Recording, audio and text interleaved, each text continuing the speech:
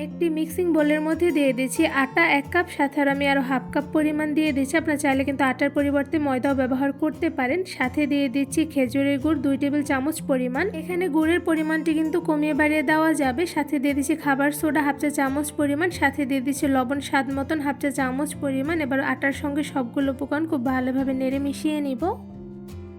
এবার আটার মধ্যে দিয়ে দিচ্ছি অল্প পরিমাণে পানি কিন্তু একবারে বেশি দিব না, অল্প পরিমাণ করে পানি দিয়ে খুব ভালোভাবে সবগুলো উপকরণের সঙ্গে নেড়ে মিশিয়ে নিব।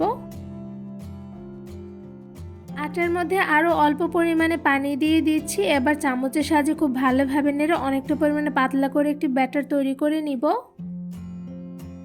আটার মধ্যে অল্প পরিমাণ করে পানি দিয়ে অনেকটা পরিমাণে পাতলা করে ব্যাটারটা তৈরি করে নিতে হবে। তো এই পর্যায়ে আমি টোটাল পানি দিয়েছি 1 কাপ, সাথে আরও হাফ কাপ পরিমাণ। ঠিক এতটুকু পরিমাণে পানি দিয়ে আমি এতটা পরিমাণে ঘনত্ব রেখে একটি ব্যাটার তৈরি করে ফেলেছি। আটার ব্যাটারের ঘনত্ব কতটুকু পরিমাণে রেখেছি তা আপনাদের একটু তুলে দেখাচ্ছি। তো এই পর্যায়ে দেখতেই পাচ্ছেন কতটুকু পরিমাণে ঘনত্ব রেখে আমি ব্যাটারটা তৈরি করে নিয়েছি।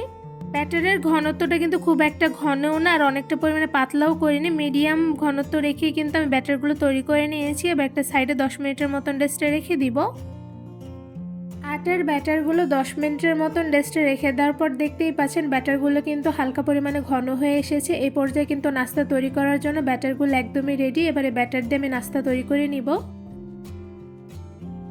আটার ব্যাটার থেকে মিডিয়াম সাইজের একটা চামচ নিয়ে সেই চামচের 1 চামচ পরিমাণ ব্যাটার নিয়ে এখানে হালকা পরিমাণে গরম করে রাখা প্যানের মধ্যে আমি চামচের ব্যাটারগুলো দিয়ে দিচ্ছি। এবার চামচের নিচের অংশ দিয়ে ব্যাটারগুলো আমি গোল করে একটি শেপ দিয়ে নিচ্ছি।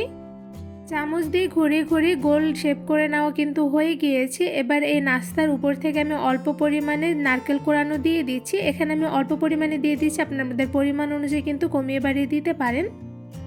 চুলার আঁচ মিডিয়াম টু লোতে রেখে কিছুক্ষণ সময় নিয়ে আমি নাস্তাটা ভেজে নিয়েছি। তো এরপর যে একটা চামচের সাহায্যে নাস্তাটা আমি তুলে নিচ্ছি। নাস্তাটা তুলে নেওয়ার সময় কিন্তু একদম আলতোভাবে তুলে নিতে হবে যাতে নাস্তাটা ভেঙে না যায়। তো এরপর যে দেখতেই পাচ্ছেন খুব সহজে কিন্তু নাস্তাটা তুলে নেওয়া হয়ে গিয়েছে। এবার আরও কিছুটা সময় নিয়ে নাস্তাগুলো ভেজে নিব। কিছুক্ষণ সময় নিয়ে নাস্তাটা আমি ভেজে নিয়েছি। তো এই পর্যায়ে নিচ থেকে কিন্তু খুব সুন্দর কালার চলে এসেছে। এই পর্যায়ে একটা চামচের সাহায্যে আমি নাস্তাটা তুলে নিয়েছি। আর এদিকে দেখতে পাচ্ছেন মাশাআল্লাহ নাস্তাটা দেখতে কিন্তু খুবই সুন্দর হয়েছে। এবার সেমভাবে আমি বাকি নাস্তাগুলো ভেজে নিব। মিডিয়াম সাইজের গোল একটা চামচের 1 চামচ পরিমাণ আটার ব্যাটার নিয়ে আমি প্যানের মধ্যে দিয়ে দিয়েছি। এবার চামচের নিচের অংশ থেকে ব্যাটারটা আমি খুব সুন্দরভাবে গোল শেপ করে নিচ্ছি। তো এই পর্যায়ে কিন্তু গোল শেপ করে নেওয়া হয়ে গিয়েছে। এবার নাস্তার উপর থেকে আমি অল্প পরিমাণে নারকেল কোড়ানো দিয়ে দিচ্ছি। এখানে আমি বেশ ভালো পরিমাণে কিন্তু নারকেল কোড়ানো দিয়ে দিয়েছি। এবার চুলার আঁচ মিডিয়াম টু লোতে রেখে নাস্তাটা আমি কিছুক্ষণ সময় নিয়ে ভেজে নিব। এই নাস্তাটা ভাজতে কিন্তু খুব একটা বেশি সময় লাগে না। চুলার আঁচ মিডিয়াম টু লোতে রেখে অল্প কিছু সময় নিয়ে কিন্তু ভেজে নেওয়া যায়। তো এই পর্যায়ে কিন্তু নাস্তাটা আমার ভেজে নেওয়া হয়ে গিয়েছে। এবার একটা চামচের সাহায্যে নাস্তাটা আমি আলতোভাবে তুলে নিচ্ছি। চামচ দিয়ে নাস্তার চারো সাইড থেকে ঘুরিয়ে আমি নাস্তাটা তুলে নিয়েছি। আর এদিকে দেখতে পাচ্ছেন নিচে কিন্তু খুব সুন্দর কালার চলে এসেছে। এই পর্যায়ে কিন্তু নাস্তাটা খুব সুন্দরভাবে ভেজে নেওয়া হয়ে গেছে। আর নাস্তাটা দেখতে কিন্তু মাশাআল্লাহ খুবই সুন্দর হয়েছে। এবার নাস্তাটা আমি একটু ঝুড়িতে তুলে নিব।